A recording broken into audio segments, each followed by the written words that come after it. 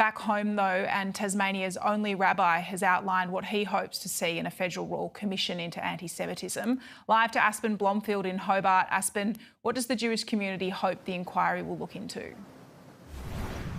Yeah, Trudy, Tasmania's only rabbi, Yochanan Gordon, has criticised the federal government for an apparent lack of action on anti-Semitism.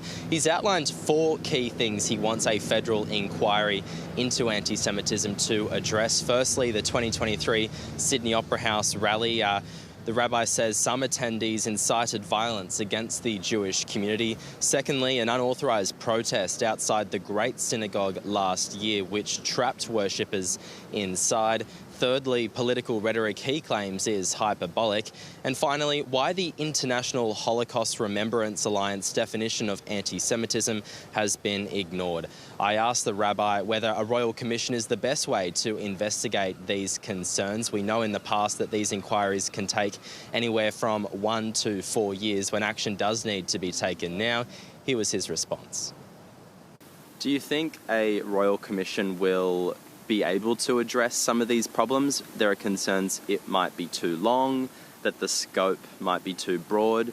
Are you hopeful that it will actually contribute to change? If the wording of how they term the Royal Commission is done correctly, I believe we will be able to find out all the information. The Jewish community here on the Apple Isle is small but very strong. Australia's first synagogue was established here in Hobart back in 1845.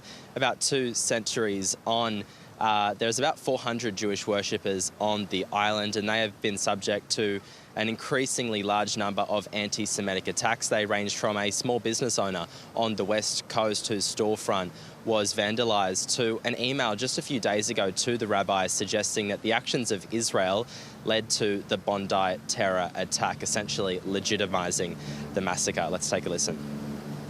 And to think that there's people here in Tasmania that want to legitimise violence in our community is disgusting, and there's no place in Australia for such individuals. Premier Jeremy Rockliff supports a royal commission and says he is ready to provide assistance where possible. Trudy?